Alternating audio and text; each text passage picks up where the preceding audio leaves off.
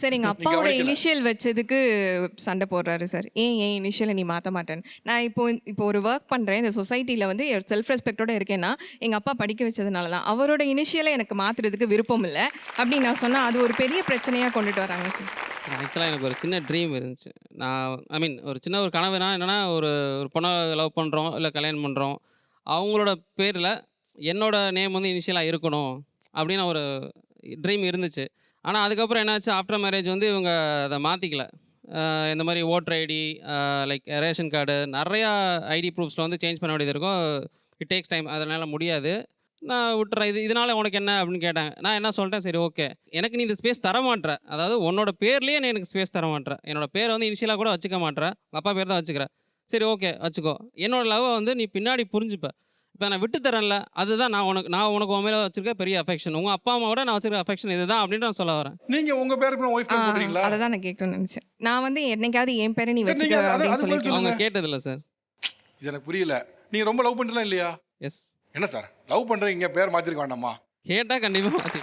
Sir இப்போ love பண்றீங்க, ரொம்ப லவ் பண்றீங்கிறீங்க. அப்ப கேட்காமலே வச்சுட்டு நான் பாரு லவ்ல வச்சிருக்கேன், நீ ஏன் மாத்தலன்னு கேட்டா கூட லாஜிக் இருக்கு. நம்மளே மாத்த ரெடியா இல்ல, நம்ம அவங்கள போய் டார்ச்சர் பண்ணி மாத்த சொல்றோமே. சரி என் பேர் ஃபர்ஸ்ட் முன்னாடி என்னை வந்து ஒரு பெட் நேம் வச்சு கூப்பிடுவாங்க சார். நாங்கள் லவ் பண்ணி தானே கல்யாணம் பண்ணிட்டோம். அந்த நேம் தான் வச்சிருப்பாங்க. இப்போ இந்த பிரச்சனை ஆரம்பிச்சதுலேருந்து என் பேரை மகா உதய்னு வச்சுட்டாங்க. எங்க அப்பா பேர் உதயகுமார். ஸோ அதனால மகா உதய்னு தான் சார் வச்சிருப்பாங்க. முன்னால என்ன பேர் வச்சிருப்பாப்ல? அம்முன்னு கூப்பிடுவாங்க சார். அந்த பேர் தான் வச்சிருப்பாங்க. இப்போ அதை சேஞ்ச் பண்ணி மகா உதய்னு மாத்திட்டாரு. சார் அவங்க சேஞ்ச் பண்ணிக்க மாட்டேன்னு சொல்லிட்டாங்க. ஸோ அவங்க நேம் என்னமோ அதை நான் ஃபோனில் சேவ் பண்ணி வச்சிருக்கேன். இதில் என்ன தப்பு இருக்கு? நீங்க லவ்ங்கிறீங்க, ஆனா பயங்கர வன்மம் இருக்கு சார் உங்கள்கிட்ட. இது லவ்ங்கிறீங்க எவ்வளோ. இப்போ யோசிச்சு பாருங்களேன், செல்ல பேரில் கூப்பிட்டு இருந்த ஒருத்தர், நான் உங்கள் அப்பா பேரை எடுத்துட்டு என் பேரை வையின்னு சொன்னேன், நீ கேட்கல, அதனால செல்ல பேரை மாற்றிட்டு நான் வந்து மகா உதயன்னு ஃபார்மலாக ஏதோ ரெஸ்யூமில் ஆட் பண்ணுற மாதிரி கூப்பிடுவேன்னு வைக்கிறது தான் வன்மம் தானே. இது பேர் என்னது? சில பேர் வச்சு தான் சார் இப்போ கூப்பிட்றேன். எனக்கு அப்போ தான் பேர் கூப்பிட்டு மாற்றினீங்க ஃபோனில் மகா. ஃபோனில் மட்டும் மாற்றிட்டேன். அதான் இது பேர் என்ன? அது பேர் எல்லா சோஷியல் மீடியாவில் அவங்க அப்பா பேர் தான் வச்சிருக்காங்க. அப்போ என் ஃபோனில் மட்டும் ஏன் இருக்கணும்? நான் சொல்கிறேன், இன்னைக்கு தான் அவங்க பேர் மகா உதயன் தெரியுமா? அன்னையிலேருந்து தெரியும் தானே. அப்போ இருந்து நீங்கள் வச்சிருக்க வேண்டியது. அப்போ அம்மன் மாற்றிட்டு இப்போ மாத்திரன்னா எவ்வளோ வன்மமாக இருக்கு பாருங்க. அது ஒரு லவ்வில் வந்து எவ்வளோ தூரத்துக்கு ஒருத்தரை சுதந்திரமாக இருக்க விடுறோங்கிறத வச்சு தான் நம்ம எவ்வளோ லவ் பண்ணுறோங்கிறதே இருக்குது. நீங்கள் அப்படியே ஆப்போசிட் டெஃபினிஷனில் வச்சுருக்கீங்க. சார் எனக்கு மொபைல் யூசேஜில் சுதந்திரமே இல்லை சார். அவங்களுக்கு வந்து அவங்க ஃப்ரெண்ட்ஸ் எந்த டைம்னாலும் ஃபோன் பண்ணுவாங்க, மெசேஜ் பண்ணுவாங்க, அவர் அங்கே அட்டன் பண்ணி பேசுவாங்க. ஆனால் என்னைக்காவது ஒரு நாள் என் ஃப்ரெண்டு யாராவது ஒருத்தவங்க இல்லை நானோ என்னோட ஏதாவது ஒன்று ஷேர் பண்ணணும் அப்படின்னு ஒரு லேட் நைட் ஒரு 10:30 ஒரு 11 o'clock அந்த மாதிரி நான் பேச ஆரம்பித்தாலும் ஒரு 1/2 hour 45 minutes போச்சுன்னா வந்ததுக்கப்புறம் மூஞ்சி உருன்னு இருக்கும் சார். நம்ம தெரிஞ்சுக்கணும், ஓகே நெக்ஸ்ட் சண்டேல இந்த பாயிண்ட் வந்து ஒன்று ஆட் ஆகிடும் அப்படின்னு. வந்தோடனே கேட்பாங்க, என்னாச்சு, யார் இந்த மாதிரி இவங்க பேசினாங்க, ஒன்றும் சொல்ல மாட்டேங்கிற. வந்தோடனே என்ன பேசுனாங்க, என்ன சொன்னாங்க, நம்ம எல்லாத்தையும் சொல்லணும்னு எக்ஸ்பெக்ட் பண்ணுவாங்க சார். ஆனால் அவங்க என்ன பண்ணுறாங்க எது பண்ணுறாங்க நமக்கு எதுவுமே தெரியாது. இதெல்லாம் ஒன்றுட்டு எதுக்கு சொல்லணும், அதெல்லாம் நாங்கள் பாய்ஸ் நாங்கள் வேறு தான் பேசிப்போம், அதெல்லாம் ஒன்றுட்டு சொல்ல முடியாது அப்படின்வாங்க. ஒரே ஒரு நாள் நான் வந்து மேட்ச் இவங்க பார்க்குற டைமில் சரி ரொம்ப நாள் ஆச்சு நம்ம சீரிஸ் பார்ப்போன்னு நான் ரூமில் போய் உட்காந்து சீரிஸ் பார்த்தேன். வந்து என்னைக்காச்சும் நீ இப்படி பண்ணியிருக்கியா, நீ இப்படி பண்ணுறது வந்து நமக்குள்ளே டிஸ்டன்ஸ் கிரியேட் பண்ணும். சேர்ந்து உட்காந்து தானே நம்ம மேட்ச் பார்ப்போம். இப்போ அவங்க டான்ஸ் ஆடணுங்கிறாங்க. இப்போ உங்களுக்கு டான்ஸ் ஆட வராது. இப்போ அவங்க எப்படி டான்ஸ் ஆடலாமா? நம்ம சேர்ந்து இப்போ 2 பேருக்கு பிடிச்ச மாதிரி ஆக்டிவிட்டி பண்ணலாமா வேண்டாமா, இதுதான் மேட்ரு. அதுக்குள்ளே வரவே மாட்டீங்களே. ஒரு ஹாபியை ஒரு கணவன் மனைவி கல்யாணம் பண்ணியாச்சுன்னா சேர்ந்து தான் பண்ணணுங்கிறது எனக்கு புரியல. 2 பேருக்கும் வெறுப்புகள் வேற மாதிரி இருக்கும். உங்களுக்கு விருப்பு வேற மாதிரி இருக்கும், அவங்களுக்கு விருப்பு வேற மாதிரி இருக்கும். 2 பேரும் ஒத்து போய் ஒன்று எப்படி சேர்ந்தே எப்போ எல்லாமே சேர்ந்து பண்ண முடியும்? உங்களுக்கு ஜிம் போகிறது பிடிச்சிருக்கா, நீ ஜிம் போங்க. அவங்களுக்கு வந்து ஜூம்பா தான் பிடிச்சிருக்கா, ஜூம்பா போட்டோம். நீ ஜூம்பா போட நானும் ஜூம்பா போவேன், நீ ஜிம் பண்ண நானும் ஜிம் பண்ணுவோம். இது எப்படி பாசிபிள் இது சார்? அது இப்போது நாங்கள் அவங்க சொன்ன மாதிரி இப்போ தான் சார் நியூலி மேரிடு 6 months தான் ஆச்சு. எங்களுக்கு அரேஞ்ச் மேரேஜ் தான் சார். ஸோ கண்டிப்பாக வந்து நிறையாவே கேப்ஸ் இருக்கும்ல சார் எனி நியூ கப்புளுக்கு. ஸோ அப்போது அந்த கேப்பை வந்து கம்மி பண்ணணும். லைக் நான் அண்டர்ஸ்டாண்டிங் நிறையா இது கேப்பை கம்மி பண்ணாது, பிரித்து தான் வைக்கும். இப்போ சேர்ந்து நேரத்தை செலவு பண்ணணும்னு நினைக்கிறது நல்லது, குவாலிட்டியான விஷயம். ஆனால் அவங்க பர்சனல் ஸ்பேஸை என்கரேஜ் பண்ணி நீங்கள் என்கரேஜ் பண்ணி நீ பண்ண நினச்சா எப்படி அது சரி? இது ஆப்வியஸாக நீங்கள் 2 பேரும் வேறு இண்டிவிஜுவல். நீங்கள் வளர்ந்த சூழ்நிலை வேறு, அவங்க வளர்ந்த சூழ்நிலை வேறு. அவங்க ஒரு மாதிரி வளர்ந்துருப்பாங்க, நீ ஒரு மாதிரி வளர்ந்துருப்பீங்க. 2 பேரும் கோ எக்ஸிஸ்ட் ஆனது தான். ஆனால் எல்லா விஷயத்துலையும் சேர்ந்தே தான் இருப்பேன்னா அது பண்ணவே முடியாது அப்படி சார். அதுதான் சார் எங்கள் ஃப்ரெண்ட்ஸே கொஞ்சம் திட்டுறாங்க என்ன. பின்ன என்ன பண்ணுவாங்க? பின்ன திட்டமாக கொஞ்சம் என்ன பண்ணுவாங்க உங்களை?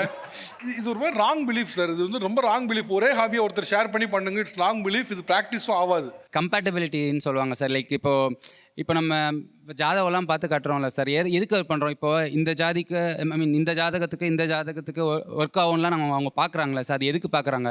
ஏன்னா 2 பேரும் வந்து ஒரே மாதிரி அடிச்சிக்க மாட்டாங்க, நல்லா பொருந்தி போகும் தான் சார். இப்போ இந்த சாப்பாடு விஷயமா இருக்கட்டும், இல்லை இந்த விரத விஷயமா இருக்கட்டும். இப்போ ஆக்சுவலாக நான் வந்து நான் வெஜிடேரியன் சார். எனக்கு ஆக்சுவலாக வந்து நிறையா வெஜிடேரியன் கேர்ள்ஸ் வந்து அலையன்ஸில் வந்து பார்த்தாங்க சார். ஆனால் வந்து நான் வேணான்னு சொல்லிட்டேன். ஏன்னா வந்து இதுவும் ஒரு கம்பேட்டபிள் இஷ்யூ. இப்போ நாளைக்கு வந்து நான் நான்வெஜ் சாப்பிடணும்னு நினைக்கும் போது அவங்களால சாப்பிட முடியாது. அதே மாதிரி அவங்களுக்கு வந்து நான்வெஜ் ரொம்ப அசௌகரியமாக இருந்துச்சுன்னா அது எனக்கும் டிஸ்டர்பன்ஸாக இருக்கும் சார்.